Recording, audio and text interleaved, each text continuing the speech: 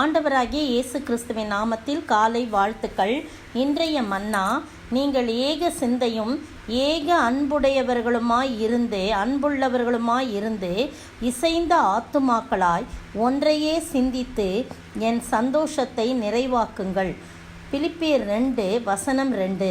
பாருங்க, அப்போஸ்தலனாகிய பவுல் பிலிப்பியருக்கு எழுதின நிருபத்தில் இவ்விதமாய் சொல்கிறாரு. அவங்கள பார்த்து சொல்கிறாரு, நீங்கள் எப்படி இருக்கணுமா, ஒரே சிந்தை, ஏக சிந்தைனா ஒரே சிந்தையாக இருக்கணும், ஒரே அன்புள்ளவர்களுமாய் இருந்து இசைந்த ஆத்துமாக்களாய் உங்களுடைய ஆத்துமா இசைந்து இருக்கணும்.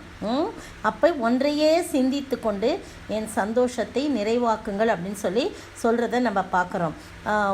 அதுக்கு அடுத்த வசனம் போட்டிருக்குது, ஒன்றையும் வாதினாலாவது வீண் பெருமையினாவது செய்யக்கூடாது, மனத்தாழ்மையினாலே ஒருவரையும் தங்களிலும் மேன்மையானவர்களாக என்ன கடவீர்கள். மனத்தாழ்மை இருக்கணும்.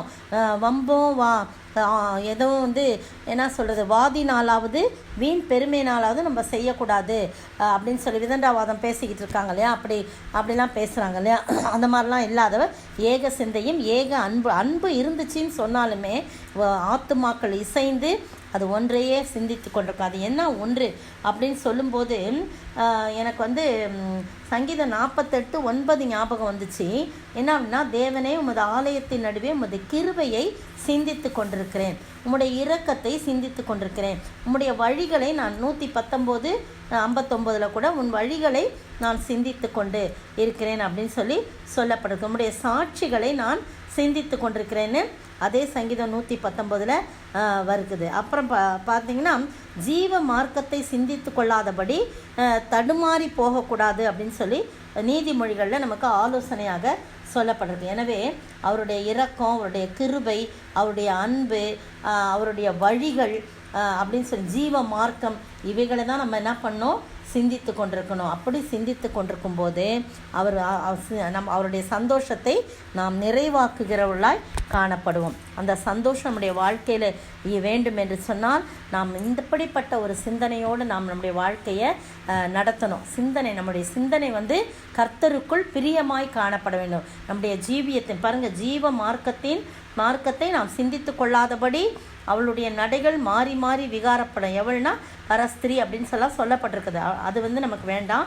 ஜீவ மார்க்கத்தை, கர்த்தருடைய மார்க்கத்தை, நாம் உயிருள்ள அந்த மார்க்கத்தை பற்றி நாம் சிந்தித்து கொண்டிருக்கணும்.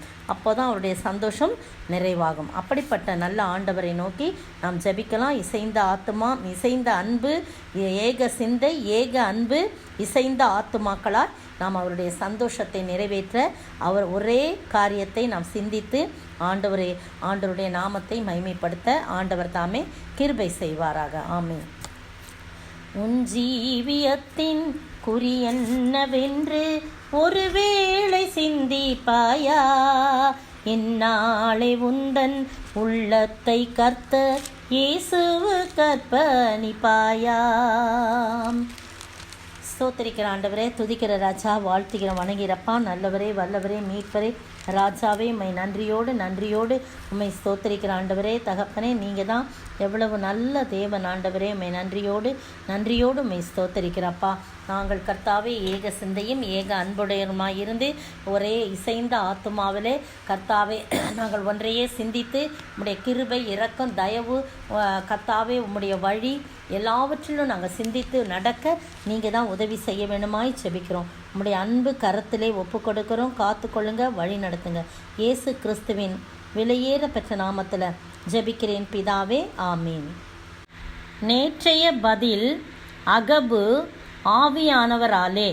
அப்போஸ்தலர் நடபடிகளின் புத்தகம் 11ஆம் அதிகாரம் வசனம் 28.